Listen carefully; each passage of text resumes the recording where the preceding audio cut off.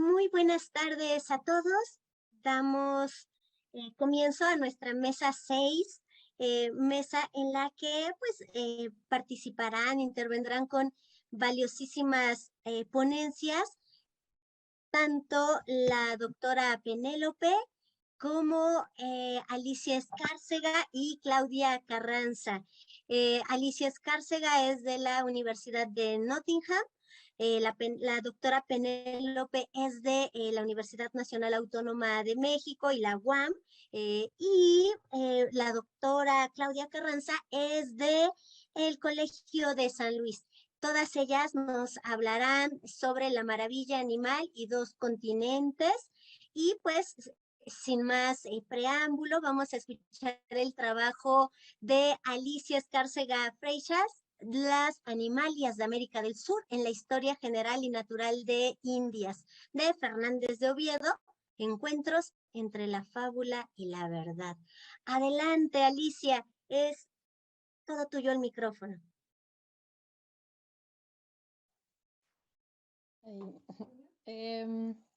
¿Funciona? ¿Me escucho? ¿Te escuchas bien? No te vemos, pero sí te escuchamos. Aquí está el botón. Ya te vemos.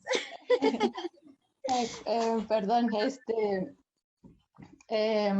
bueno, pues muchas gracias por organizar y por recibirme.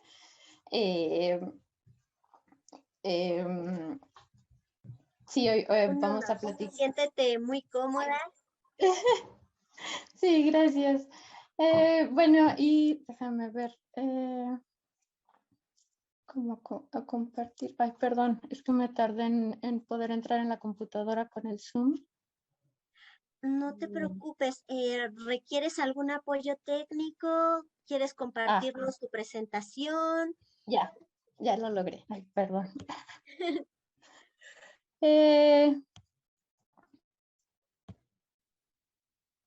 Listo.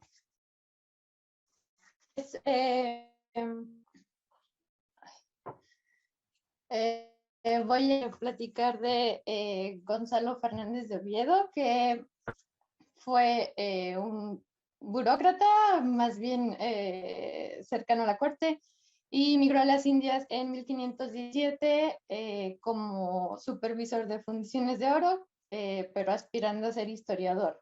En 1532 se cumplió su sueño y fue nombrado cronista oficial de Indias, lo que le permitió solicitar información a quien considerara pertinente.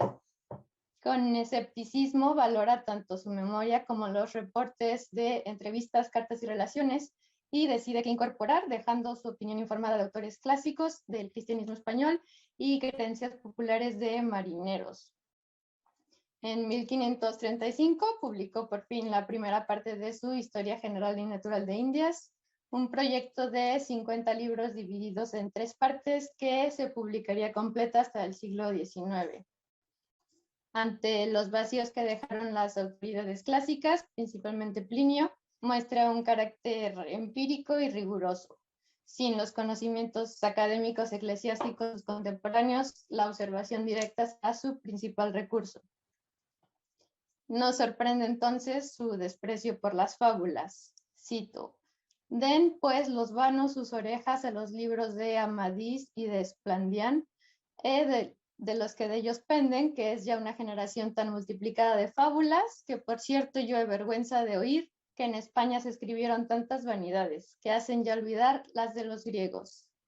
Esta postura representa un cambio significativo para él, que ya estando en el Nuevo Mundo escribió Clarivalte, su propia novela de caballerías, mientras que su voz de autor de historia natural enaltece lo verdadero, reemplazando adornos por hechos y juicios en los que determina qué es fábula y qué no. Sin embargo, por supuesto, el autor encuentra hechos que son difíciles de creer y seres fuera de la norma y del control colonial, en los que se puede apreciar un desdibujamiento de la línea entre lo humano y lo bestial, además del mismo escepticismo del autor, y que tiene que ver con lo que acaba de platicarnos Xochitl Quetzalí. Oviedo no conoció más allá de Centroamérica y del Caribe. Las exploraciones al cono sur iniciaron más tarde y no proliferaron, haciendo a su flora y fauna más propensas a la imaginación. Considerando la magnitud del viaje, la imaginación de los marineros y los pocos sobrevivientes, Oviedo tendrá que ejercer como censor de fábulas.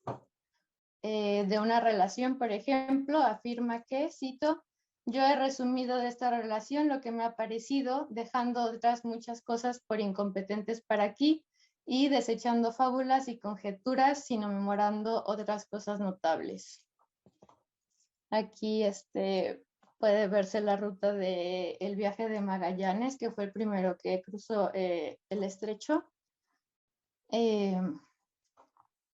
bueno, para la lectura de estos animales que fueron considerados suficientemente notables, vamos a darle el beneficio de la duda a los informantes y aceptar su experiencia, aceptando también la realidad material e histórica de los animales vistos que han sido desestimados.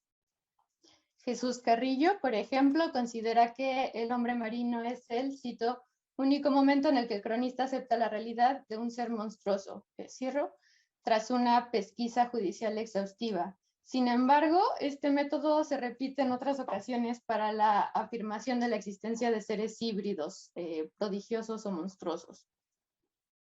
Es difícil definir monstruoso, ya que, cito, los intentos dinámicos por naturalizarlo mediante el discurso científico corrían paralelamente a la continua proliferación de reportes de terata como milagrosa, extraña y portentosa. Así hay una diversidad en textos de base médica, de historia natural o ensayos de estética, como explica Reyes Gil. Para Covarrubias, por ejemplo, monstruo es, cito, cualquier parto contra la regla y orden natural, como nacer el hombre con 2 cabezas, 4 brazos y 4 piernas. Cierro cita. Oviedo incorpora criaturas deformes de las que escucha reiteradamente, que ya son parte de su realidad y de su cultura, como los azores de agua o monstruos de las aves que tenían un pie de pato y un pie de azor. Verificable con testigos que lo tuvieron en las manos, lo observaron cazando, principalmente de la isla española donde residió. La localidad y la abundancia y cercanía social de los testigos lo llevan a aceptar su existencia al grado de incluirla en las ilustraciones de su manuscrito, que es la que está aquí. También hay casos de monstruosidad como deformidad humana, que puede ser asimilada por el bautizo, que cura la fealdad física y moral de los inocentes, y remite a San Agustín, que ve a las monstruosidades como algo hecho por Dios y por lo tanto perfectas. Así también es como se pueden apreciar ciertos animales híbridos, partiendo de la idea de la infinidad de posibilidades imaginativas que compone la idea de la gran cadena del ser.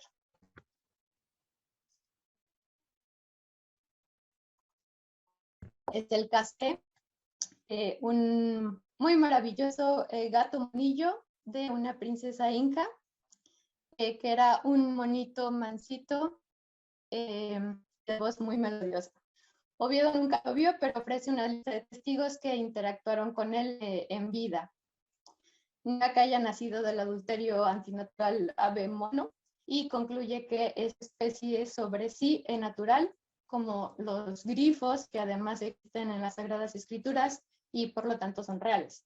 Este animalito ha sido interpretado por la crítica no como un animal, sino como un prodigio, y recientemente fue identificado por Veracini y Teixeira como un tití cabeza blanca, cuyo rasgo característico es su compleja comunicación similar a la de las aves.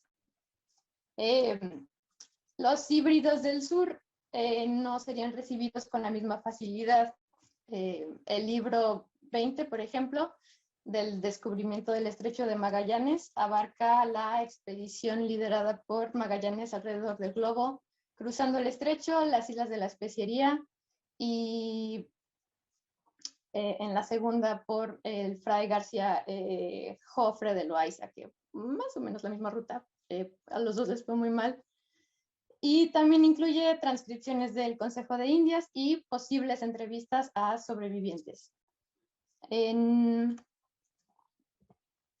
1526, en la costa interna al estrecho de Magallanes, Juan de Arizaga observó un fenómeno, cito, que estando en este puerto se vieron dos animales en tierra de noche, los cuales decían que eran carbuncos, cuyas piedras alumbraban como sendas candelas resplandecientes, a los cuales hicieron guarda. Y después que pusieron en ello diligencia por los tomar, nunca más los vieron ni parecieron. Y antes de eso los vieron 3 o 4 noches. Son nombrados así por la luz de su frente. Oviedo solo encuentra el nombre de una piedra, cito, Plinio habla largamente de los carbuncos y este nombre da él a todas las piedras preciosas que son fogosas, pero no dice que se hallen en animal, cierro cita. Añade de Isidoro que existen ciertos dragones que tienen en la cabeza una piedra preciosa que resplandece también. Aunque el reporte de Oviedo fuera el primero y desconocido por muchos debido a que no se imprimió la segunda parte, la historia se repite después en el poema fundacional Argentina y Conquista del Río de la Plata de Martín del Barco. Cito, no lejos de aquí, por propios ojos, el carbunclo animal veces he visto, ninguno me lo juzgue por antojos, que por cazar alguno anduve listo. 1000 penas padecí y 1000 enojos en seguimiento de él. Mas cuan bien quiste y rico y venturoso se hallara aquel que Agampitán vivo cazara. Agampitán es el nombre en guaraní, pero no vamos a profundizar en eso. Nuevamente se caracteriza como elusivo, se deja ver solo de noche, pero no se deja capturar. Su búsqueda, movida por el deseo de poseer la piedra, frustró a los hombres de Gaboto, a Martín del Barco y a un tal Ruy Melgarejo, que cuán triste se halló y cuán penoso Ruy Díaz Melgarejo, que hallado había a mí, dijo, ¡ay! Había a mí, me dijo uno hermoso, perdiólo por habérsele volcado una canoa en que iba bien gozoso. Yo le vi lamentar su suerte y hado, diciendo, si el carbunclo no perdiera, con el al gran Filipo yo sirviera. Hay una sed de capturar, de conocer y de demostrar su realidad material. Ninguno me lo juzgue por antojo. Además de una carrera imperialista por descubrir las propiedades de la naturaleza, ya sea para enriquecerse o para despojar a indígenas de sus ventajas militares, como lo fueron los conocimientos herbolarios. El carbunco también causó un dolor de cabeza a comentaristas antiguos y modernos de Góngora que defendieron distintas interpretaciones sobre el contenido metafórico de una criatura que aparece en las soledades, de animal tenebroso cuya frente carro es brillante de nocturno día. Ignacio Arellano descubrió su identidad americana y sostiene su postura al documentar su presencia en textos del Siglo de Oro que, si bien no llegaron a los canales de la crítica literaria, circularon en América en una tradición viva en variantes y con el motivo de maravilla de las Indias. En la poesía representó la ilusión del amor, como cito Carbunco, que buscándole se encierra, en un soneto de Hurtado de Mendoza, y en textos evangélicos representó su luz, la sutileza de Dios, que da y quita. Navascués encuentra su presencia en Antonio de Herrera, Pérez de Moya y Francisco de Figueroa, y después en la literatura hispano-filipina del siglo XVIII. Su presencia en la historia de Oviedo no es gratuita. Como indica Pupo Walker, poblar América con leyendas y mitos era una manera de europeizarla y conocerla, era parte de actualizar fábulas como lo fueron El Dorado o El Elixir de la Eterna Juventud. Su fama, añade Arellano, se sostuvo con tradiciones orales y regionales y hoy pervive en Sudamérica. Ahora, que el carbunco no exista no significa que los testigos originales no hayan interactuado a la distancia con un ser real, aunque la imaginación tuviera que acudir en la interpretación de un fenómeno desconocido. Ante la falta de sugerencia sobre su identidad, consideremos un pasado sin contaminación lumínica. Oviedo menciona ciertos leños que, cito, relucen de noche como fuego, además de los cocuyos que taínos y cristianos capturaban, cito, para el servicio de las casas, es cenar de noche a su resplandor sin haber necesidad de otra lumbre. En la noche, esta luz pudo haber sido efecto de los ojos reflejantes de ciertos vertebrados de hábitos nocturnos. Oliver y otros explican que es una capa de tejido que refleja rayos luminosos, mejora la visión nocturna y produce pues este brillo en la oscuridad.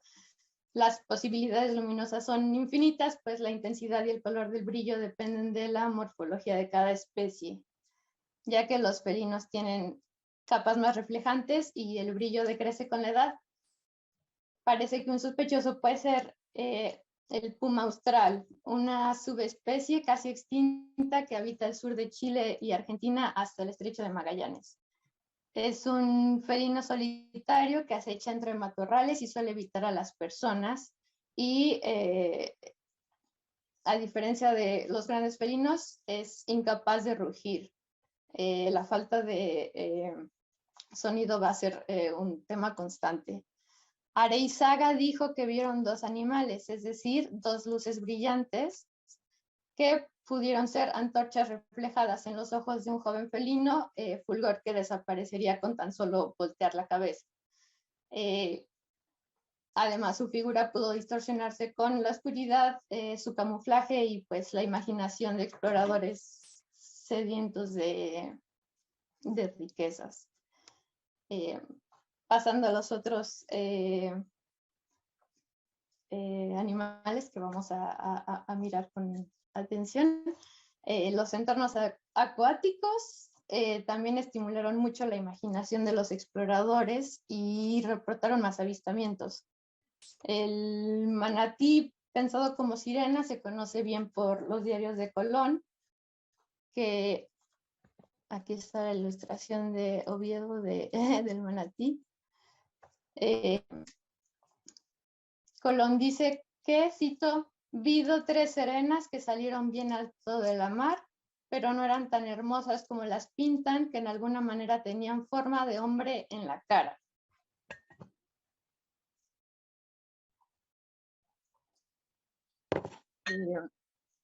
A Colón no lo sorprendieron estas sirenas con cara de hombre, porque ya las había visto años antes en Guinea.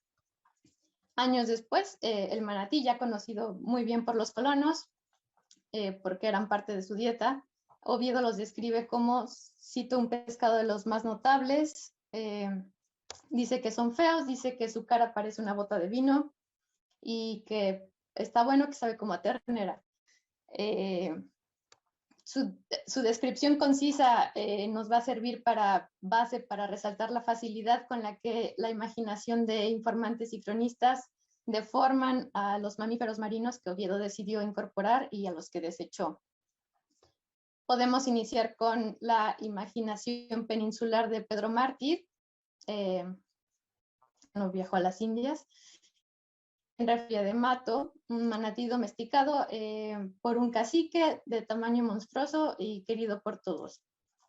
De él resalta lo manso, noble y pasivo atribuible a especies americanas, además del carácter servicial del animal.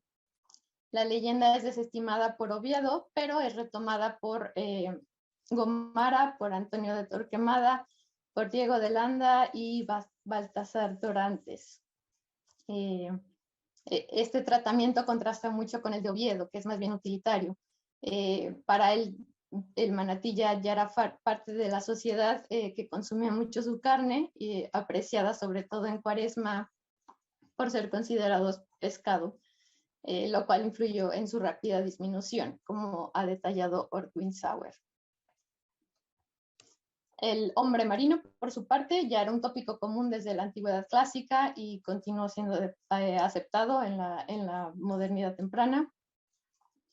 De la expedición conducida por Sebastián Gabato, Oviedo comparte el testamento de Alonso de Santa Cruz, de haber visto hombres marinos, y añade, cito, acuérdome haber leído que los hay, que son pecados o generación de animales de la mar, que tienen semejanza de hombres humanos.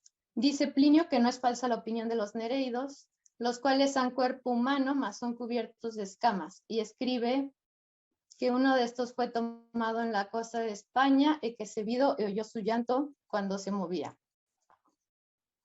Con esto pasa a conjugar el reporte de un tripulante con su conocimiento de autoridades y con el crédito de 2 testigos para afirmar la existencia de una especie de hombre marino cobarde sin escamas. Cito: en especial he visto 2 hombres de crédito, uno llamado el piloto Diego Martín y otro llamado Juan Farfán de Gaona, y ambos decían que en la isla de Cubagua salió uno de estos hombres marinos a dormir fuera de la playa, que viniendo ciertos españoles por la costa traían 2 o 3 perros que iban delante, y como el hombre marino lo sintió, se levantó y se fue corriendo en 2 pies al agua, se lanzó a la mar y se escondió.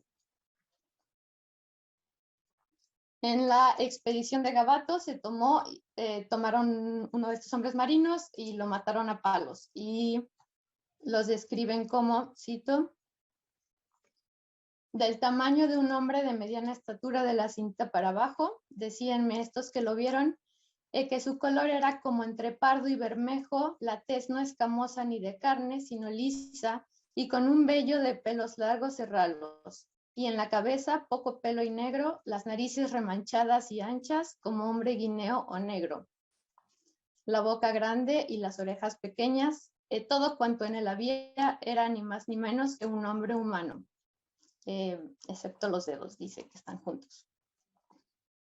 Interesa que en este caso ya sea una descripción de un hombre racializado, y también interesa que el hombre marino vaya a persistir con ciertas connotaciones morales. A finales del siglo XVI aparece junto con el carbunco en el poema de Martín del Barco en forma de, cito, pece de espantable compostura, cierro cita, un sireno libidinoso que asusta a los amantes que lo encuentran. Pero no todos los mamíferos marinos fueron antropomorfizados así.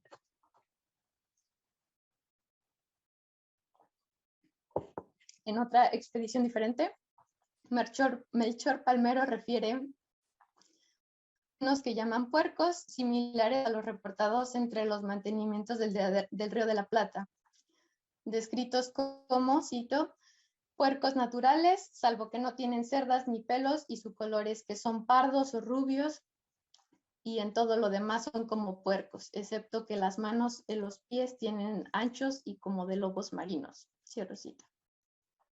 La variedad de animales de difícil adscripción para estas personas que no los conocían, y la diversidad que tenían de rasgos faciales y de hábitat, por ejemplo, los lobos marinos que salían afuera de la tierra, contribuyen a sus distintas interpretaciones híbridas.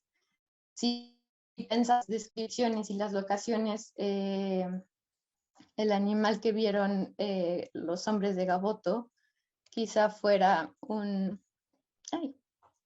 lobo marino sudamericano pequeño, tiene las orejas y a diferencia de las focas, mientras que los puercos marinos recuerdan a los rasgos del delfín franciscana, un cetáceo pequeño y de color como puerco, casi extinto, que habita el Río de la Plata en grupos pequeños.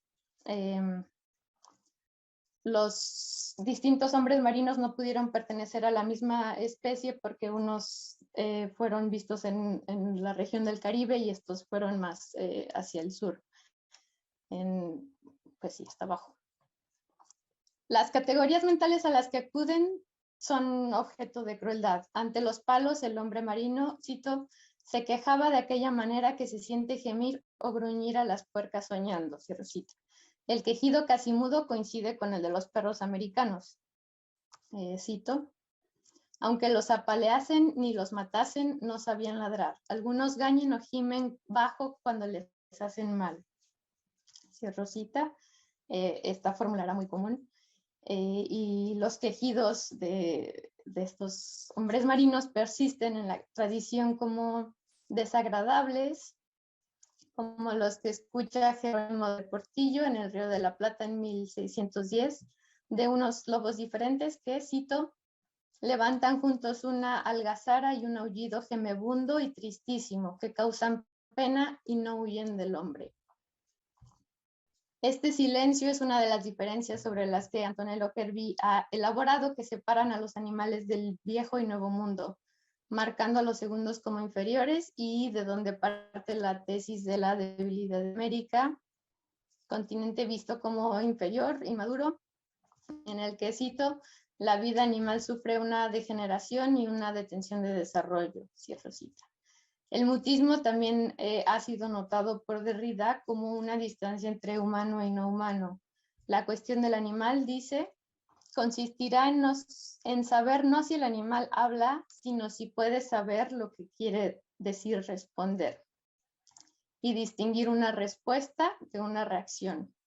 Cierro cita. Esta incapacidad de respuesta, señala Judith Steele, los cancela como agentes morales y se desprenden muchas implicaciones morales en torno a su explotación y sacrificio.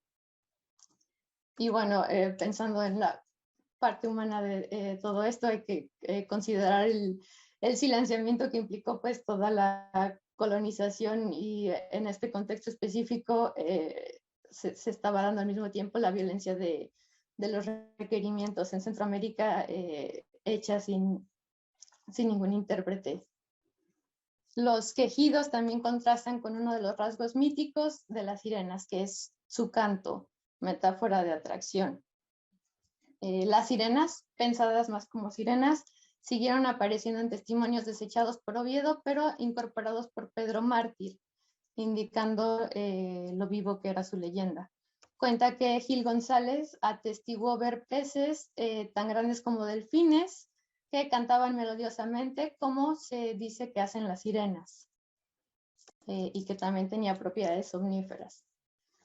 Atribuye su potencial existencia a la perfección del poder de la naturaleza, y ante las acusaciones de fábula se defiende diciendo que dejen que cada persona tenga sus creencias y que él prefiere creer en la omnipotencia de la naturaleza. Y bueno, para concluir, tratar de concluir este trabajo, podemos pues sí resumir que las interacciones de los colonos con animales extraños, más lejos de lo que podía ser fácilmente incorporable, fueron pues igualmente importantes y transmitidas por canales orales y escritos, y también fueron susceptibles en mayor o menor medida a los efectos de la imaginación y la memoria, que junto con la posterior crítica literaria e histórica los desdibujan como seres reales. Las palabras de Pupo Walker adquieren especial sentido al mirarlas. La fabulación, dice, no es simple placer verbal o intención decorativa, sino que opera como jerarquía ordenadora. Lo imaginado, cito, es un instrumento que siende y organiza las variantes casi infinitas de lo que era inteligible en la progresión inusitada de los descubrimientos, cierro cita. En un contexto en el que sí había una demanda de publicaciones para satisfacer la sed de maravilla de Indias, pero al mismo tiempo había una red de académicos y escritores intelectuales escépticos. Y bueno, sí, para mirar de esta manera estos tipos de animales hay que pues considerar un montón de diferentes factores, como de qué cultura parten. No mencioné nada de la comunicación transculturalización, porque pues no daba en este tiempo.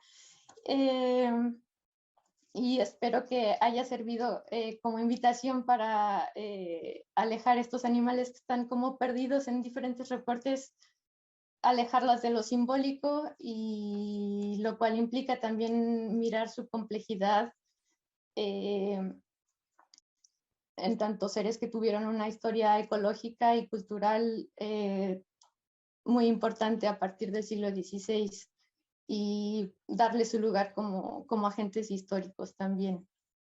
Y creo que ya es todo. Muchas gracias. Muchísimas felicidades, qué hermoso trabajo nos has regalado, Alicia. Sin duda, Gracias. hacer vivas a estas entidades que de pronto vemos en papel nada más, en verdad que nos mueve y nos lleva a, pues, a tomar conciencia y acción en relación con estos otros habitantes de este cosmos que habitamos. Muchísimas gracias, Alicia. Me fascinó tu intervención. Gracias, Adri. Muchísimas gracias. Y pues bueno, vamos a dar paso a la intervención. Permítanme un segundito para no errar, porque bueno, hoy empecé con el pie izquierdo. Arrancamos, ahora sí. Vamos con nuestra segunda intervención que corre a cargo de Penélope Marcela Fernández Izaguirre. Ella pertenece a la Universidad Nacional Autónoma de México y a la Universidad Autónoma Metropolitana, y nos hablará o nos presentará su trabajo, La tabla de las efigies de gentes monstruosas, animales, pescados, aves, insectos, en la traducción, de la historia natural por Jerónimo de Huerta. Permanencia y actualización del conocimiento animal en el pensamiento del siglo XVI. Adelante, Penélope, Marcela. Hola, sí, muchas gracias por la presentación y muchas gracias a todos ustedes por darle vida nuevamente a este congreso. Me es muy emocionante saber que los voy a escuchar cada 2 años, a los que participan frecuentemente, y también descubrir nuevas aportaciones como pues la mesa anterior y también sobre Oviedo, que tiene mucha relación con lo que vamos a ver a continuación. Y bueno, muchas gracias y buenas tardes. Entonces, comienzo. Para el siglo XVI, los círculos de erudición de España impulsaban más la difusión del castellano y contribuían a la proliferación de traducciones de diversos temas. En este rubro se encuentra la traducción a la historia natural de Plinio el Viejo, que realiza Jerónimo de Huerta a partir de 1599, la cual se deriva de una versión latina no identificada. Con base en la edición de 1624, que contiene la tabla de las efigies de gentes monstruosas, animales, pescados, aves e insectos, a continuación mencionaré ejemplos en los que los animales, por un lado, son indicadores de la permanencia o conservación de la tradición de la mirabilia, y por otro lado, los que son muestra de la actualización que Huerta hace sobre el tema. Las láminas son 6, sin embargo, me concentraré solamente en las que aparecen este tipo de actualizaciones que no estaban contempladas en Plinio, es decir, las ilustraciones. El proemio de Plinio, visto desde la perspectiva del documento traducido, hace coincidir tanto al escritor latino como al humanista español, en el sentido de que a ambos les interesa añadir lo necesario al saber enciclopédico que cada uno está difundiendo en su época. Así, la historia natural de Cayo Plinio II, traducida por el licenciado Jerónimo de Huerta y ampliada por él mismo con escolios y anotaciones en que se aclara lo oscuro y dudoso y añade lo no sabido hasta estos tiempos, todo eso es el título del libro, de la traducción, proporciona ahora en lengua castellana más material sobre lo mucho que hay que decir sobre los animales. En cuanto a la permanencia e innovación de la mirabilia animal, trataremos libros 7 al 10.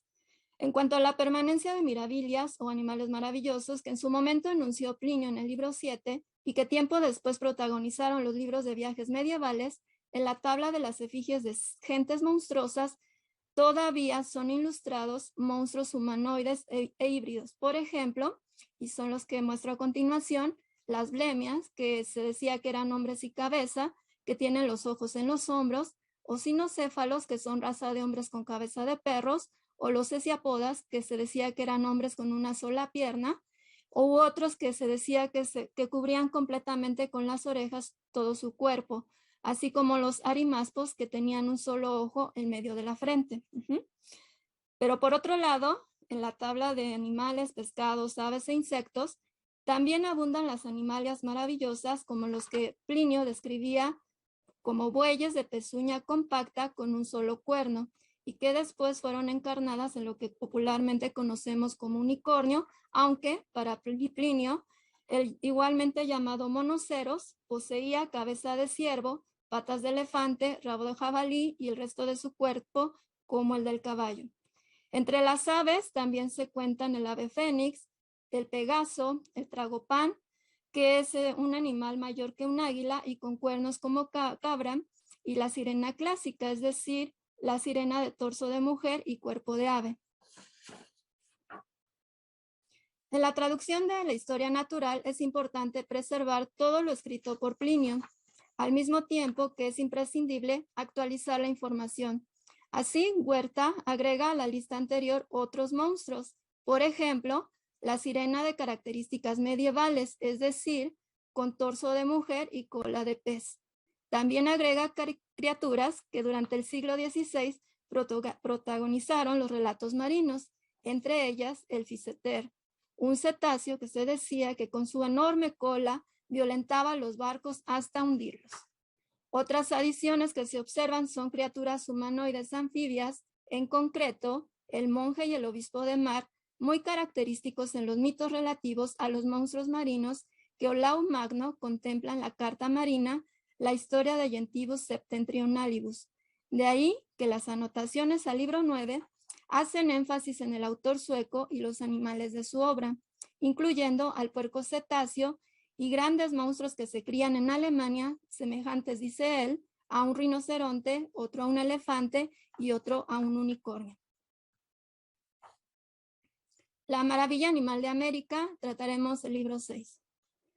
En consecuencia, a las maravillas grecolatinas se incorporaron las medievales y posteriormente las nórdicas. Ahora bien, en la adaptación del contexto discursivo contemporáneo, en el encuentro entre culturas, se suman las animalias que obedecerían para los europeos a la realidad y al mismo tiempo a la realidad maravillosa americana. En el libro 6, el capítulo 33 corresponde a la distribución de la tierra e información sobre África, Asia y Europa, es decir, los tres continentes conocidos hasta antes del siglo XV. La novedad en las anotaciones de Huerta es la relación de información sobre América, es decir, el territorio invadido por los europeos, pero también el que más les causa admiración por su exuberancia natural. Y los animales, hasta entonces inéditos para ellos. Las anotaciones complementarias a la información de Plinio incluyen a la fauna americana, que pululaba a través de todo el territorio, indicando su ubicación y características, algunas veces físicas, otras de comportamiento. Veremos entonces, en primer lugar, los animales que Huerta ubica en la América peruviana y austral, para terminar con los de la América mexicana. Sobre las delimitaciones de la parte austral o llamada también peruviana, antes, Huerta narra acerca de animales excepcionales, referidas como grandísimos cocodrilos. Hiperbolización oportuna si consideramos que el cocodrilo americano se distingue por su gran tamaño, que puede llegar hasta aproximadamente los 6 metros y al equipararlos con otros de los que se podrían haber extraído los referentes, parecen efectivamente monstruosos. Por el contrario, los felinos americanos que habitan en Cartagena de Indias, dice el texto, son leones de menor braveza y ferocidad que los de África. En relación con estos, también el escritor español, que acabamos de escuchar una excelente comunicación, que es Fernández Oviedo, nombra como leones de tierra firme a felinos que describe algo menores que los de África y no tan denodados, antes son cobardes y huyen. Asimismo, hay unas aves que a los ojos de los europeos son descritas como una hibridación. Estos son los gallopavos. ya que son semejantes, según ellos, a pavos reales, aunque menores parecen. Este nombre fue el que los españoles usaron en sustitución al náhuatl huelholotl, que hoy identifica al guajolote. Huerta anota también que existen unas víboras que los españoles llaman sonajas y las describen del tamaño del largo de un brazo y con una característica muy especial que da sentido a su nombre.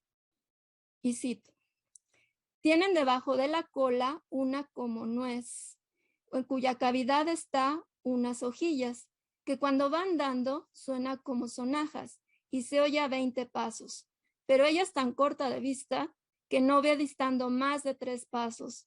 Es tan grande su veneno y tan acelerada su acción que inmediatamente acompaña su mordedura la muerte. Fin de cita. Este reptil, por la estructura al final de su cola, emite un sonido peculiar semejante al de una sonaja. En este sentido, no es difícil suponer que el reptil en cuestión es el viperino endémico del continente americano, que comúnmente se conoce como serpiente cascabel en alguna de sus 29 especies. Tanto el viajero que registraba la fauna que encontraba a su paso, como el escritor que daba noticia de ella, no era exento de maravillarse ante lo que inicialmente era causa de extrañeza. Y en este tenor, el proceso descriptivo en la enumeración de las características inherentes al animal incluye abundantes comparaciones. Esto en el intento de asociar lo conocido con lo desconocido y buscar un equivalente entre lo europeo y lo americano. De ahí que, partiendo de las coincidencias y diferencias, la realidad de la animalia americana se presenta con rasgos semejantes o parecidos a los de la fauna europea. Por ejemplo, Huerta afirma que los habitantes de Cartagena, y cito, tienen una especie de puerco sin cola. Posiblemente la notación se refiere al pecarí, mamífero que a menudo es confundido con el cerdo por su parecido con el jabalí, o de algún animal similar del cual, a simple vista, se podría pensar que no tiene cola porque es diminuta y no visible. De entre los reptiles escamosos nativos de zonas tropicales de Centroamérica y Sudamérica y el Caribe, Huerta ubica en la parte austral peruviana a la iguana, un animal que describe como semejante al lagarto, pero está cubierto de cortezas feas y gruesas. Su cola es muy larga, dice, y sube a los árboles y de ellos salta en el mar o ríos donde vive también alegre. Por otra parte, los camélidos sudamericanos, entre ellos la vicuña, el guanaco y la paca, suscitan para Huerta la oportunidad de introducir datos sobre la zoofarmacia del pasado, ya que menciona a la piedra besar o besoar, que erróneamente se usaba como remedio para curar el envenenamiento. Y cito: las tierras son muy abundantes de pastos y en ellas se cría gran número de vicuñas, que son como cabras silvestres sin cuernos, cuya lana es tan delgada y blanca como algodón de color entre rubio y canelado. En las tripas de estas cabras se crían piedras besares, aunque no son tales como las que se crían en la India, o en las Indias, orientales, en otras cabras silvestres. Hay también guanacos y pacos, que son una especie de carneros en que trajinan. Fin de cita. De acuerdo con Grenon, entre los estudios históricos coloniales que mencionan la piedra besoar está el del doctor Nicolás Monardes, quien en 1574 dice que Carlos V la utilizó para disiparse de tristezas y melancolías. Otro animal muy peculiar, cuyas características son anotadas en la traducción de Huerta, es la aranata, que dice: es de grandeza de un lebrel con barba como cabrón y boca, pies y manos de simia. El léxico zoológico registra a la aranata como un término de uso obsoleto, que se refiere a un mamífero carnicero que pertenece en su clasificación taxonómica en la familia de los cánidos, nativo de América y parecido al perro, por lo que probablemente el animal al que refiere el texto sea un can, aunque no muy común, pues Huerta indica que esta bestia también es conocida como sucarate. Los grabados representan al sucarat con un rostro similar a un hombre barbudo, pero animalizado, con cuerpo alargado en forma de león y una cola larga, gruesa, como la de una ardilla, diría Johannes Johnston Huss, cola que le es útil para proteger a su descendencia. Entre los primeros textos que incluyeron representaciones e hicieron mención de la extraña criatura, como ya lo ha comprobado David Williams, está el escrito por Tebet. La descripción y el dibujo que Tebet realiza en sus obras son los que autores posteriores, entre ellos Huerta, retoman. Y cito: esta bestia es muy asombrosa, constituida de una muy extraña manera, por lo cual yo bien he deseado representarla en una figura. Otra cosa, si es perseguido, toma a sus pequeños sobre la espalda y cubriéndolos con la cola gruesa y larga, se salva con la huida. Fin de cita. En un intento por determinar la existencia real del Su o Sucarat, algunos ven en él la posibilidad de equipararlo con una zarigüeya. Otros, como el ya citado Williams, concluyen que recibe el nombre y algunos rasgos del yaguareté, combinados con otros del aguaraguazú. Sin embargo, su presencia en estas relaciones es un enigma aún sin resolver. La traducción en español a la historia natural destaca varios animales originarios de Brasil, algunos inidentificables, al menos en este momento, entre ellos el anteano. Algo, dice el texto, algo semejante a la mula, aunque menor, tiene el labio bajo como trompeta, las orejas redondas, reposa de día y aparece de noche. Asimismo, entre otros animales, nos dice la traducción, se cría allí uno llamado tatucia, y de los españoles armadillo. Es del tamaño de un lechón y está cubierto o armado de conchas como planchas, entre las cuales retira y esconde la cabeza como el galápago para tenerla segura. Por otra parte está la tamadoa. Dice Huerta del hoy conocido como oso hormiguero, que es tan grande como un puerco, pero tiene larguísimas uñas. Susténtase de hormigas y habiendo abierto con la uña el hormiguero, mete dentro la lengua y la saca llena de ellas. Tiene la cola tan larga y pelosa que cubre con ella todo el cuerpo. Finalmente, hay unos animales que el libro Restauración de la Ciudad del Salvador y Bahía de Todos Santos define como raros del Brasil. Estos son los que Huerta ubica en este mismo lugar de la región peruviana y llama cerigones. Y dice que tienen debajo del vientre 2 bolsas donde viéndose en peligro ponen a sus hijos y huyen. Tyson, en 1698, identifica que entre los nombres de los marsupiales americanos, además del cérigo, están zarigüeya, churca, tlacuatzin, tlacuacum, zarigoy o carigoy, con lo que se deduce que Huerta en 2 ocasiones atiende a estas especies.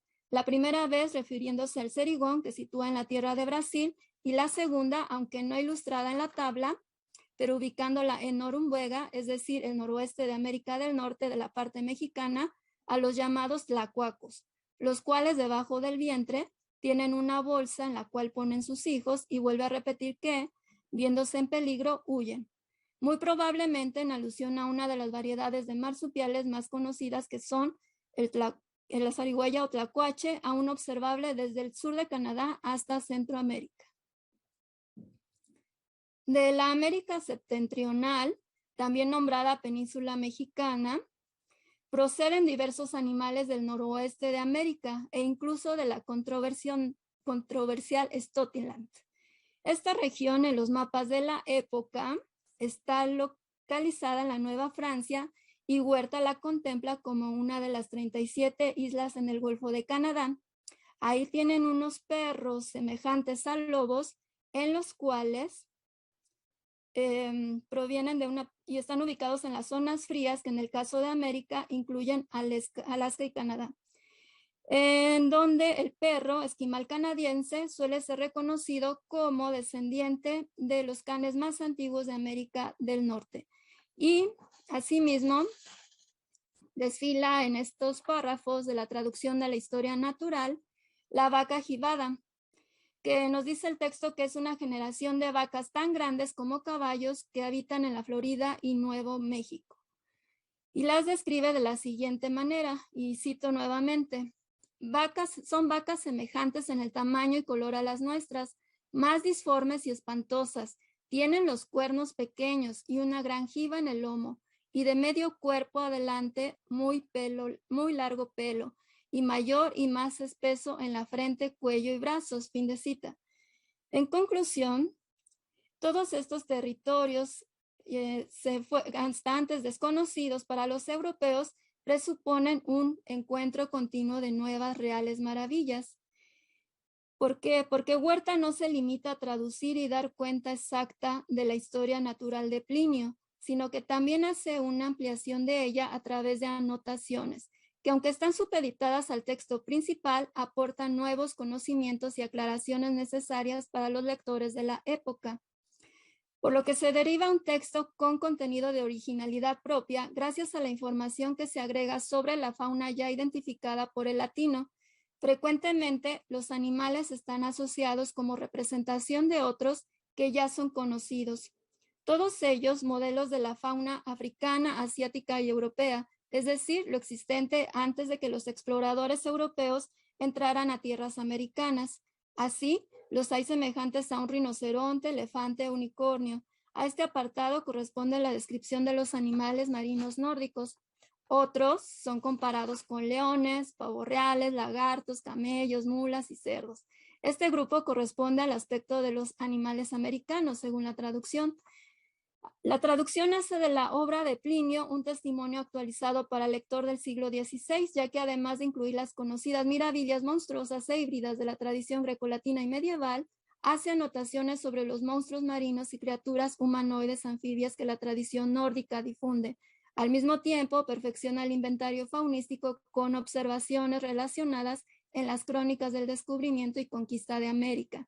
Entre ellas, están estos animales que he mencionado y son la víbora sonaja, la vicuña, la aranata o sucarat, la iguana, el anteano, la tatucia, la tamandúo, los erigones, el gallo pavo. Todos estos animales dibujados en las láminas gilográficas a modo de tabla de las efigies de gentes monstruosas, animales, pescados, aves e insectos, con lo que las especies reales maravillosas de la cotidianidad americana encontraron un espacio en la enciclopedia naturalista por excelencia. La historia natural de Plinio el Viejo. Muchas gracias. Muchísimas gracias, Marce. Gracias por este repertorio y esta interpretación y valoración del mismo. Muy interesante tu trabajo sobre Jerónimo de Huerta. Muchísimas gracias. Vamos pues a compartir ahora el trabajo de dos especialistas, dos brillantes especialistas. Vamos a escuchar ahora a Claudia Carranza Vera y María del Carmen Macuil García del Colegio de San Luis. Hace un ratito en la presentación de arranque, pues omití uno de estos nombres, ¿no?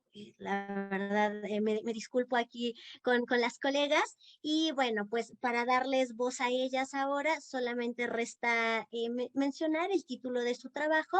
Es Recursos estilísticos y narrativos para la descripción de las serpientes en algunos textos de la Nueva España.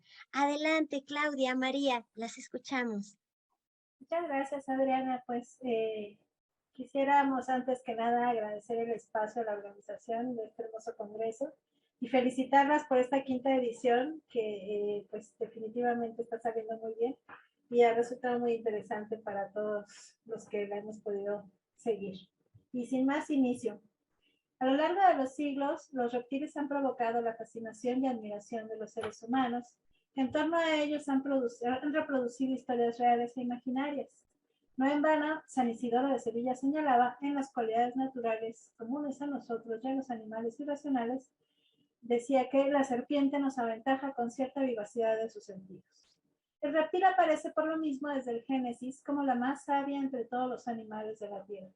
También lo vemos en infinidad de mitos, cuentos y leyendas que a lo largo de los siglos han advertido sobre sus habilidades y sobre sus poderes, que en ocasiones son extraordinarios, fantásticos y maravillosos muchas de las ocasiones. San Isidoro de Sevilla, por ejemplo, cuenta que las serpientes entre los paganos siempre eran consideradas como genios de un lugar. Por ello aconseja Percio pintar 2 serpientes y de esa manera se consideraba que el lugar quedaba sagrado. A las descripciones que realiza Isidoro de Sevilla de varias especies, añade algunas creencias que han sido recogidas en otros bestiarios. Por ejemplo, nos dice que Pitágoras afirma que las serpientes nacen de la médula del hombre muerto, médula situada en la espina dorsal. De esto mismo se hace eco también Ovidio en el libro de las Metamorfosis. Hay quienes creen que cuando está cerrado el sepulcro, la espina dorsal se corrompe, la médula humana se transforma en serpiente. Si damos crédito, nos dice Isidoro de Sevilla, a esta opinión, resulta que tal metamorfosis tiene lugar con toda justicia, ya que si por la serpiente surgió la muerte del hombre, es lógico que también por la muerte del hombre surja la serpiente. No obstante, se dice que la serpiente no se atreve a tocar a un hombre desnudo. Esta es una de las más bonitas creencias que tenemos sobre la serpiente, ¿no? A las serpientes se les ubica en la tradición como las guardianes de tesoros, habitantes del inframundo, la figura que en ocasiones toman las mujeres encantadas, o bien son aquellas que llevan en su cabeza una piedra preciosa y que de pronto pues la dejan a un lado mientras toman agua, otorgan oro y riqueza a quien las resguarda en el interior de su casa, y como podemos comprobar, en realidad son todas aquellas animales que pueden tener un carácter dual bastante interesante dentro de la tradición. Las anteriores son solo algunas de las referencias de las cuales abrevó el Códice Florentino de Sahagún, que es el documento en el cual nos centraremos en esta ocasión. En particular, comentaremos el libro 11 correspondiente a los animales, apartado que ha sido estudiado por no pocos investigadores, los cuales se han ocupado de resaltar algo de lo que aquí veremos.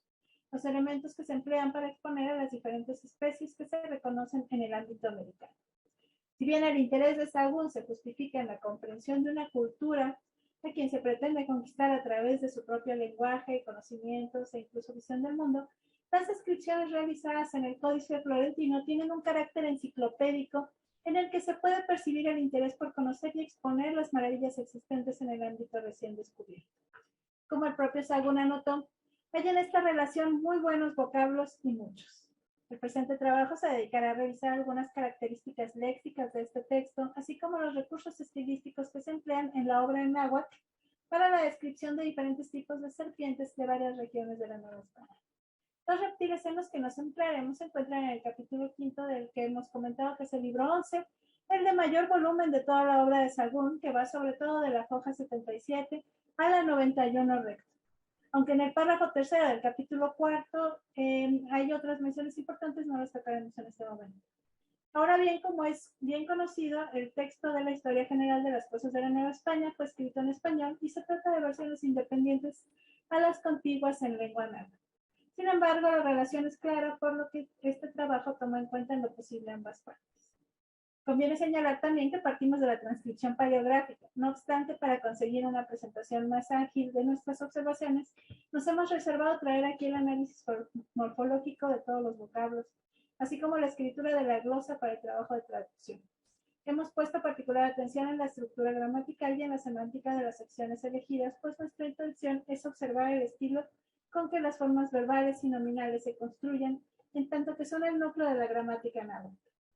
Quisiéramos también recordar que la recuperación de Sahagún en colaboración con los alumnos de la Santa Cruz de Tlatelolco se realiza a través de la escritura pictoideográfica, que promovía en sus inicios las explicaciones orales que solían acompañar a la lectura de estos textos, y más adelante de las glosas escritas al margen y que suplían en gran medida la explicación oral.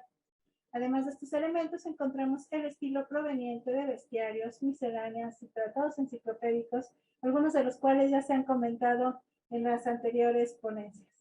Como han dicho algunos investigadores, sería natural que Sahagún tuviera acceso directo o indirectamente a obras como la Historia Natural de Plinio, las etimologías de San Isidoro, la Naturalia de Alberti Magni, y bueno, Pablo González Calante, por ejemplo, encuentra paralelos con el Hortus Sanitatis de Johann von Huber, entre otros. Es muy similar la conformación del texto de nuestro fraile respecto a varias fuentes europeas, y lo mismo se puede ver en las descripciones e incluso en algunos casos en los que el fraile presenta ejemplares imposibles como reales. Un ejemplo que él expone sería el de la Maquiscoatl, serpiente con dos cabezas, una en cada extremo, con dientes, ojos y lengua. Y se dice en el florentino, como de ambos lados tiene la cabeza, a ninguna parte va. Cuando aparece y es vista, solo anda y se estira entre el camino. Puede huir para ambos lados. A pesar de no ser serpiente grande, tiene grandeza. No es como cualquier otra culebra comedora de gente. Se le conoce también como Quetzalcóatl, serpiente que espanta, cierto funesta, pues nunca se le ve. Raras veces se prepara para encontrarse con alguien y es que cuando aparece es un mal augurio. Eso es muy lindo también, un poco la humanización de estos ejemplares. En Europa estas serpientes se las conocía también como anfisbenas. San Isidoro de Sevilla comenta que esta tiene ojos como lámparas y que a diferencia de otras serpientes gusta salir en el frío. Las historias con las que se ilustran las especies en bestiarios y misceláneas con respecto a la de Sagún también pueden tener paralelismos bastante interesantes.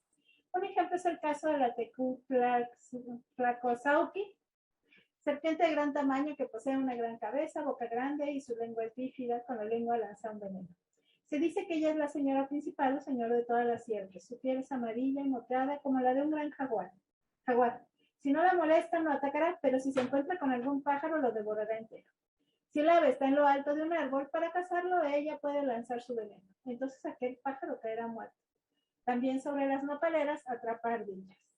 Ella no camina por el suelo, sino que vuela sobre las matas. Lo más interesante de esta especie es lo que se cuenta de ella, que no suele andar sola. Ella siempre está acompañada con su macho o el macho con su hembra. Aunque no siempre se les vea juntos, cuando quieren juntarse de nuevo para llamarse, solo debe silbar una y la otra vendrá sin dudar. Le ocurre que si una de las dos serpientes es cazada con planta de tabaco, su pareja perseguirá al cazador hasta darle muerte. El relato es similar al que introduce Plinio para hablar del áspid, especie que ama intensamente a su pareja. No pueden vivir, dice Plinio, si no es uno con el otro. Así pues, si se da muerte a una de las dos, la otra muestra un increíble empeño en vengarla. Persigue al que la ha matado y ataca solo a ese en medio de una multitud de gente, por grande que sea. Gracias a una especie de intuición, supera todas las dificultades, atraviesa distancias y solo lo detienen los ríos o una huida muy rápida. Los tratados enciclopédicos se centran en efecto en la descripción. Sin embargo, como ocurre en los casos anteriores, su exposición puede darse usando otros motivos, como la narración, la sentencia, los proverbios o las creencias que se introducen mediante fórmulas como las que hemos mencionado aquí, que es el clásico dicen que, y que suele introducir leyendas. Ejemplo de esto es el caso de la Maquistoa, de la que se cuenta que cuando alguien la ve, ella se hace brazalete y la persona será presa del fatídico agüero. Según Vizque, así dice en el documento, la persona morirá ya que su tiempo termina. El momento de su muerte ha llegado pacíficamente. Sagún agrega el caso de la especie en México, que se le da el nombre de Marquiscot a aquel que anda metiendo cizaña entre la gente, porque de esa manera habla en dos partes. Es bellísima esa imagen. El discurso suele ser también el de la argumentación, que se refuerza a través de la incorporación de otros textos narrativos sentenciosos y admonitorios.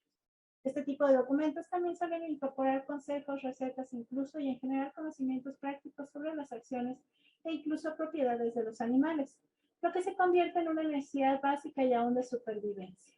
En gran medida podemos apreciar rasgos de oralidad en los textos que se verifican en el empleo de recursos que permiten organizar y recordar lo que se pronuncia. En tanto que la palabra tiene duración fugaz, el pensamiento se entrelaza con sistemas de memoria a partir de, según Ong, y cito, pautas equilibradas e intensamente rítmicas, con repeticiones o antítesis, aliteraciones, asonancias, expresiones calificativas y de tipo formulario, marcos temáticos comunes, proverbios que todo el mundo que escuche constantemente, de manera que vengan a la mente con facilidad y que ellos mismos sean modelados para la retención y la propia repetición, o con otra forma mnemotécnica. Se suman a lo anterior otros recursos que distinguen un discurso con rasgos de oralidad, como el de la autorregulación de las lenguas o homeostasis, es decir, el empleo de un léxico cercano y conocido para los hablantes, en el que se prescinde de vocablos que ya no resultan conocidos para el oyente, o bien que tienen cierta cercanía con el mundo vital de quienes fueron entrevistados o transcribieron las entradas del códice, así como la repetición y la enumeración de elementos que suelen ser frecuentes en el habla. Un ejemplo de la homeostasis e incluso del acercamiento con el mundo vital es esto de mencionar que se para en un nopal y que de esa manera caza, ¿no? O bien en ocasiones el color del que se habla es un color más cercano con los habitantes del Nuevo Mundo, como el color del cempasúchil, entre otros. Y bueno, le cedo la palabra a Carmen. Muchísimas gracias, Claudia. Voy a seguir leyendo nuestro trabajo. Nos gustaría contarles que las estructuras que en la lengua náhuatl, como en otras lenguas de origen mesoamericano que se han encargado de organizar el habla, son las llamadas estructuras paralelas o paralelismo, lo que provoca un efecto rítmico, melódico y enfático. Este procedimiento se aprecia en la descripción de las serpientes para resaltar sus atributos o su ferocidad. En general, el estilo narrativo de la lengua náhuatl es el de la reiteración de múltiples tipos. Es evidente que favorecen la acumulación semántica, enfatizan las expresiones tanto verbales como nominales y consiguen crear imágenes detalladas de escenas, acciones determinadas, movimientos precisos de las serpientes que pueden incluso asociarse a sus intenciones y voluntades que caracterizan a estos animales. Dentro de los rasgos que hemos identificado en estos textos, bueno, está el uso de la repetición simple y semántica, la cual se trata de, repetición simple de vocablos, muy común, en la enunciación oral de casi cualquier lengua. En el caso de la descripción en lengua náhuatl de las serpientes, se observan algunos casos que pese a su resguardo en grafías, fue captado por los escribanos. Así se aprecia en el texto que habla de la culebra Chillaucoatl, como ustedes ya tienen en su pantalla. Xincayo, Xincayo chamahuac. Tiene escamas grandes. La repetición del sustantivo, Xincayo, incrementa el valor de verdad asociado al adjetivo, chamahuac, que es grande, que es fuerte. Otro tipo de repetición es el de enumerar sustantivos con la misma carga semántica o muy semejante formados a partir de un mismo radical. Ello favorece igualmente la sonoridad al volverse reiterativa. En la descripción de la serpiente Tlilcoatl, la que tiene ojos como brasas, es decir, Ixtletle, mirada ardiente, mirada de fuego, se hallan algunos ejemplos de este recurso. Revisemos algunos. En el texto en español se dice que ella es muy larga. En náhuatl tenemos lo que ustedes ven. Huillac, huitlastic, huitlapastic. Larga, muy larga. El último término es controvertido. Diríamos muy sana, bien dada, como diríamos coloquialmente cuando es muy grande. Sobre su color se escribe que es muy negra, reluce de negra, y los sustantivos utilizados en náhuatl comparten la apreciación. Tliltic, tlilpatic, soltlaltic, negra, prieta, muy negra, verdaderamente negra, lisa, brillante. Aquí la repetición no solo insiste en el color de la culebra, sino que se afirma esta condición. Como se ve, la gramática de esta lengua suele formar sustantivos particularmente descriptivos. En algunos casos será posible observar la suma de adjetivos a los primeros, que actuarán ahora como radicales. Ahora formarán una sola palabra. Aquí otro ejemplo sobre la víbora Tlilcoatl. Cuatecontic, cuatemanastic, cabeza redonda, que quiere decir que es como una olla, como una ollita de esas, como cajelito, esos que toman para el pulque. Cabeza grande. Con ello, no solo se habla de una gran cabeza, sino que se describe puntualmente su forma. La repetición entonces se usa para describir a las culebras añadiendo información, detalles sobre alguna de sus formas o cualidades. Por ello no es suficiente mencionar un sustantivo, sino que el estilo recurrente es enunciar varios de ellos para presentar imágenes más complejas y completas de los animales de los que se habla. Otro rasgo verdaderamente común es el paralelismo, como antes hemos dicho un poco. Se puede decir que este recurso es uno de los más importantes en la gramática del idioma náhuatl, quizá una de sus principales características. El caso del paralelismo morfológico y semántico es complejo y aparece tanto en formas verbales como nominales. A continuación anotamos un ejemplo donde se narra el encuentro con la serpiente Coapetla, serpiente rara que pocos hallarán en su camino y cuya presencia es singular. Estas sierpes pueden entretejerse y tomar la forma de un asiento de estera, pactli. Ello será clara señal de un destino privilegiado, pues es representación del lugar donde se sienta un gobernante. Solo si se es persona prudente y aguda de pensamiento, yolismatki se dice a ello, y se es capaz de sentarse en la silla sin temor ni cuidado de las serpientes. Y se dice tal cual como ustedes tienen en su pantalla, oncan quimumasehuia, oncan cuignopilhuia, intecuillo, intlatocayo, quiltecutis, tlatocatis. Las acciones centrales de este fragmento se refieren al designio de quien se convertirá en tlatoani o bien gobernador de un pueblo o señorío. El uso de los sentidos paralelos recae inicialmente en el uso de los sustantivos tecuyot y tlatocayot en la línea 2 y 3. El primero se refiere al distintivo de quien tiene este cargo. El segundo vocablo es el dominio del cargo. La línea 4 y 5 utilizan nuevamente un par de vocablos verbales en futuro. cuya sinonimia es evidente y, como se puede ver, están además morfológicamente relacionados con el par de sustantivos que les anteceden. Otro rasgo a rescatar es el uso de partículas. Es muy común y está relacionado también a la organización del texto, asimismo al ritmo, pues suelen delimitar enunciados y definir la correspondencia entre ellos. Como resultado, los discursos enunciados no requieren del uso de signos de puntuación de ningún caso, a menos, claro, que ya hayan tomado el camino de la escritura. Un breve ejemplo aparece en el texto dedicado a la mencionada víbora Tlilcoatl, quien a veces puede sufrir el robo de los pescados que ella previamente ha dispuesto para cazar. El fragmento habla de alguna persona que ha logrado tomarlos. Entonces se recurre a un par de partículas que afectan las acciones de quien se lleva el señuelo arrebatado. Inincampa, Huitztilla, Inincampa o Quincuica, Quinichiwa. Y bueno, aquí la repetición de estos campa no están afectando las acciones de aquel que los ha hurtado. Para finalizar, nos gustaría presentar dos escenas. Volvamos con las víboras Chillahua y Tlilcoatl. En el caso de la primera, el siguiente fragmento narra parte del carácter de la culebra. Y en español se dice que primero se prueba en un árbol, salta contra él y picale, y en veniendo un caminante hace lo mismo y matale. En náhuatl tenemos una descripción mucho más rica y compleja. Aujitla tetontli tlaco cuatontli, initech moyeye cuaquichoponi, upa expa ipan hualpatlani, in quichoponitihuitzi, yuhki matlaca ipan quichiwa, autleyika in yehuitztenenenki, inaogno quinecua, in quichoponía calle tlayeyecolpan. Y fíjense ustedes, como la primera partícula que inicia este parrafito, au significa i, se diferencia de otro iwan, que es otro i, otra partícula que también se utiliza para decir i. Au sirve para identificar el comienzo de otras ideas, lo que diríamos en un texto escrito, el inicio de otra sección, de otro párrafo. Le siguen las descripciones de los objetos con los que la culebra ensayará su mordida. Hay que destacar el tamaño de sus presas ficticias. Los sustantivos tet, piedra, y cuautli, árbol, se acompañan del sufijo tontli, pequeño. En la línea 2 se crea la imagen del ensayo. El verbo hualpatlani y quichoponitihuitzi dibujan la acción, la forma en la que quizá una persona le describió en este caso con algún objeto o con algún brazo mismo, cómo se levanta esta serpiente, cómo vuela y cae encima a su víctima. No solo una, sino 2, 3 veces. La enumeración de las acciones se enfatiza en los ensayos de esta serpiente. La descripción de las 2 últimas líneas es maravillosa. Habla sobre el carácter caprichoso, casi infantil de la serpiente.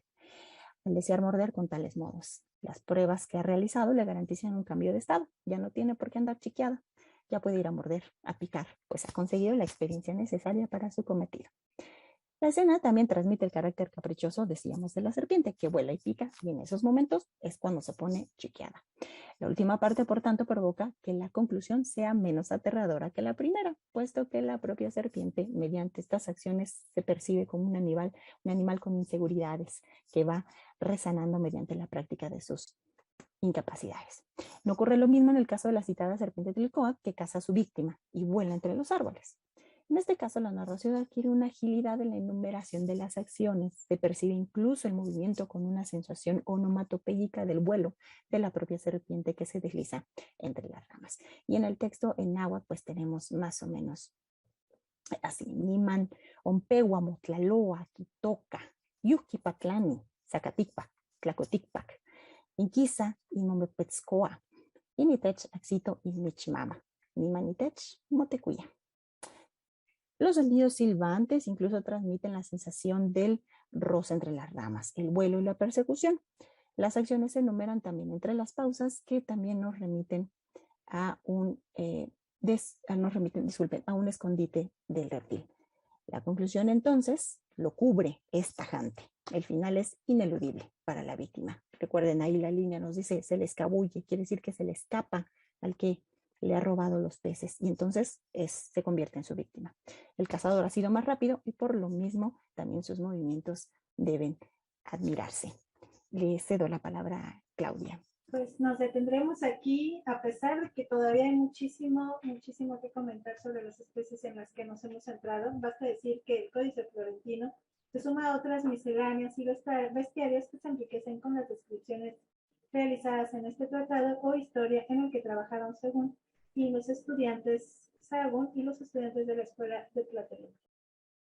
En cada entrada se puede apreciar la calidad de las descripciones en diferentes niveles de lenguaje. La repetición, la enumeración cobra una enorme importancia en las descripciones y relatos con los que se ilustran las acciones de las culebras. Esto se explica a través de los recursos de una oralidad que está muy presente en el Códice Mexicano, lo que nos transmite un discurso ligero y ágil. Lo último aporta mayor fuerza a las palabras que adquieren un fuerte sentido lírico admirable.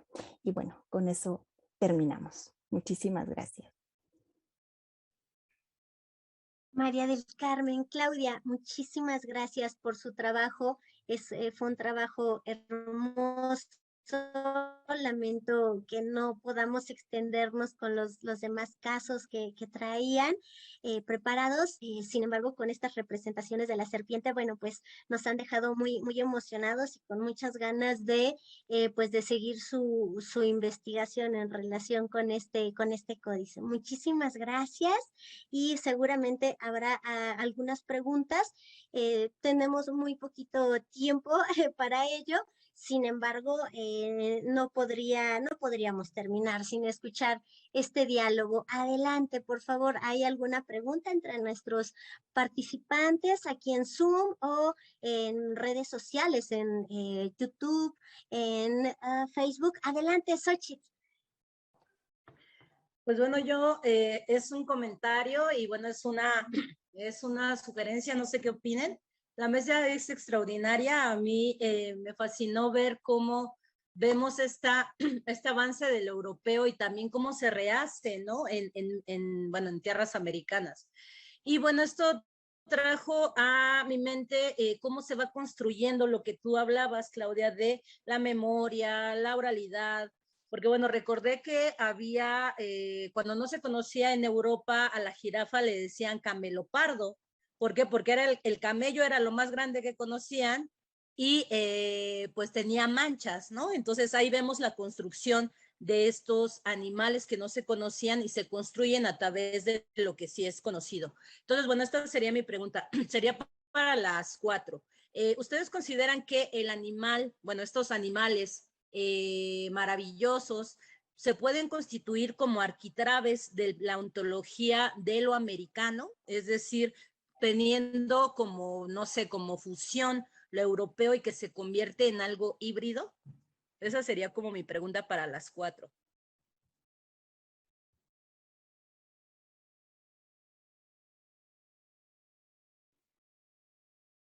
Es que yo creo que las 4 podemos responder diferentes cosas, porque sí, en efecto, en gran medida eso percibimos en algunas de las especies, ¿verdad? En ocasiones incluso, pues sí, vemos demasiadas semejanzas. Teníamos algunos ejemplos, pero el mismo Sahagún también de pronto como que en esta mezcla que hace de la oralidad y de los textos y de las creencias, genera en efecto otro tipo de personaje, ¿no? Para mí ya incluso se vuelven personajes. ¿Okay? Por ejemplo, esta serpiente que tiene 2 cabezas y que es tan europea y tan de los códices y de los libros, de los bestiarios medievales, él de alguna manera consigue volverla tan mexicana, ¿no? Al decir esto precisamente, que se vuelve mal augurio, ¿no? Su personalidad, que decíamos, es tan narrativo el asunto, ¿no? Y ella se vuelve un personaje, pues digamos, vulnerable y tan tierno. Yo acabé viéndolas todas muy tiernas, ¿no? En el fondo, pues es eso, es la mezcla a través de la oralidad y de los relatos que se construyen alrededor de ellas, donde yo vería esta parte de mezcla, ¿no? De sincretismo. Pero bueno, en mi caso sería eso. Sí, contestando a la pregunta, pues creo que en el texto de Huerta está muy claro con lo que les comentaba del gallo pavo, porque ahí es exactamente lo que acabas de poner como ejemplo de la jirafa. Entonces, la unión de esas 2 palabras que eran los referentes de un gallo y de un pavo, les dio la similitud a ellos a lo que estaban viendo como un guajolote, ¿no? Aunque aquí tenía un referente ya ese animal con una palabra que pertenecía a la realidad de la comunidad o del territorio en donde se originaban estos animales. Para ellos sí era una hibridación de dos especies que conocían, un gallo y un pavo, ¿no? Eso sería el ejemplo más específico con respecto a la palabra, que ya nos indica exactamente esa hibridación. La otra cuestión sería cuando los empiezan a comparar, cuando dicen es que tiene cuerpo de león, pero esta parte de perro, esta otra parte de... Entonces ahí, aunque no le dan el nombre específicamente de hibridación, sí los están haciendo una mezcla de animales. Entonces también partimos de ese esquema, que sí es un referente, creo que para todos estos textos que están tratando de interpretar esos animalias que están partiendo de una realidad diferente para ellos y que tienen que contextualizarlas exactamente o actualizarlas, ¿no? Por darle un nombre más común. Esa sería mi respuesta. Hola, me gustaría decir una cosa rapidísima nada más para sumar. Así como hay estas dos conjunciones, aquí en el florentino no se ve a veces, pero en otras crónicas que están también escritas en náhuatl, se ve, por ejemplo, la apertura de los pueblos de sumar y tanto palabras o especies que no se conocen. Por ejemplo, los caballos. El animal más grande que se le parece que había acá, pues eran los venados. No obstante, cuando hablan de los caballos, usan la palabra caballo. Y cuando se quieren hacer el plural, dicen caballosme, porque en náhuatl ese me es una forma de pluralizar las palabras. Entonces, está todo lo demás en náhuatl, pero ponen caballosme, ¿no? Entonces, bueno, ahí se ve también un poco este problema de la apertura y de nueva creación como de este encuentro, ¿no? Y me sumo a lo que dicen las compañeras, hay un proceso verdaderamente complejo pues, de la identificación de las especies y luego de la literatura que se crea alrededor de ellas, ¿no?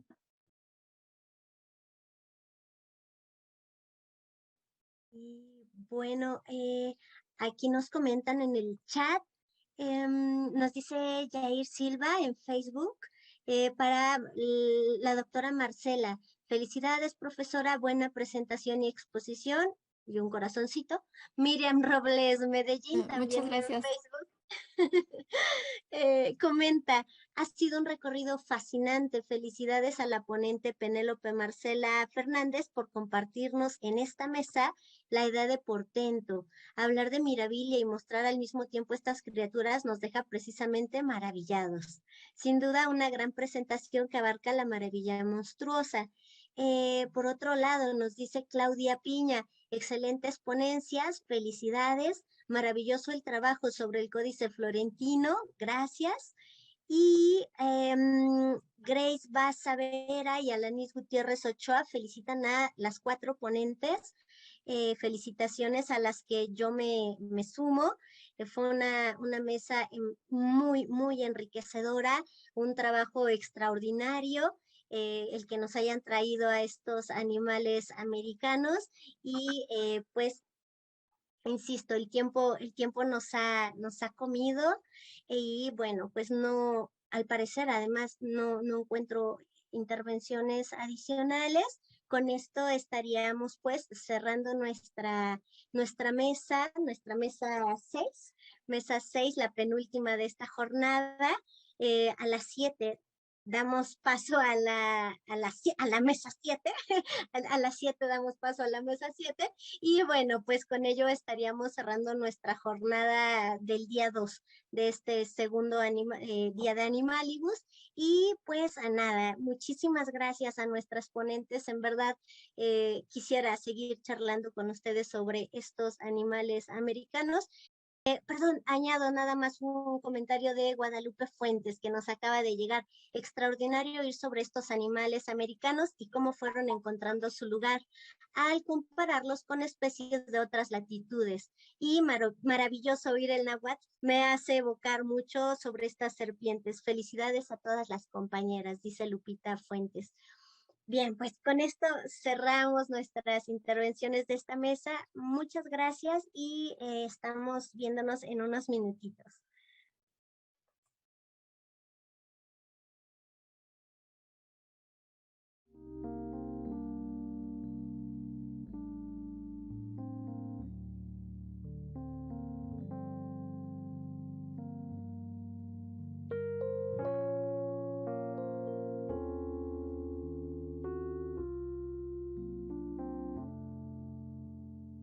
referiría a los poemas. A mí me ha dado en escribir sonetos y Mariposa, tú y yo somos iguales, publicados, sustituir el término que se está escribiendo, que está empleado, es sustituido por otro significado que permanece oculto, que puede incluso ser una multiplicidad de significados, y que en el caso muy particular de Crisálida es el huevo